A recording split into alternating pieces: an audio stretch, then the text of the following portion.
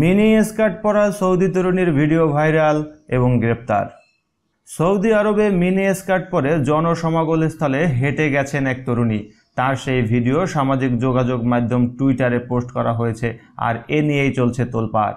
খুলুদ নামের ওই মডেলের ভিডিওতে দেখা যায় রাজধানী রিয়াদের প্রায় 155 কিলোমিটার উত্তরে নাজদ প্রদেশে উসাইকার হেরিটেজ ভিলেজে একটি দুর্গের পাশের ফাঁকা রাস্তা দিয়ে হাঁটছেন খুলুদ।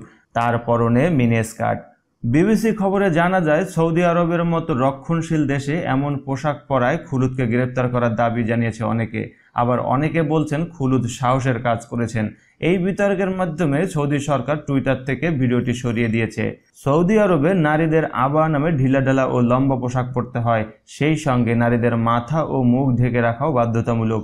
দেশটিতে নারীদের গাড়ি চালানো নিষিদ্ধ, অনাত্মীয় পুরুষের সঙ্গে মেলামেশা করা নিষিদ্ধ। টুইটারে এক মন্তব্যে সাংবাদিক খালেদ জিন্দান লিখেছেন, এখানে হায়া ফেরত আনা আবশ্যক। আরেকজন যুক্তি দেন, আমাদের অবশ্যই দেশের আইনের প্রতি শ্রদ্ধাশীল হওয়া উচিত। ফ্রান্সে নেকাব নিষিদ্ধ করা হয়েছে এবং কেউ নেকাব করলে জরিমানা করা হয়। সৌদি আরবে শালীন পোশাক হিসাবে আবহাওয়া পরিধান দেশের আইনেরই অংশ। লেখক ও দার্শনিক ওয়াইল আল গাসিম এ ধরনের মন্তব্য দেখে হতাশ হয়েছেন।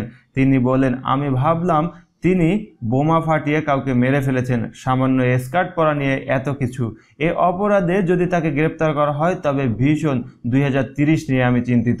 খুলুদের পক্ষ নিয়ে একজন বলেছেন, গত মে মাসে সৌদি সফরে গিয়ে যুক্তরাষ্ট্রের ফার্স্ট লেডি মেলানিয়া ট্রাম্প এবং ইভানকা আবা বা হিজাব পরা পছন্দ করেননি। অন্য আর একজন লিখেছেন, খুলুদ যদি বিদেশি হতেন তবে কোনো অসুবিধা ছিল না, যেহেতু তিনি সৌদি নাগরিক তাই তাকে গ্রেপ্তার করা দরকার।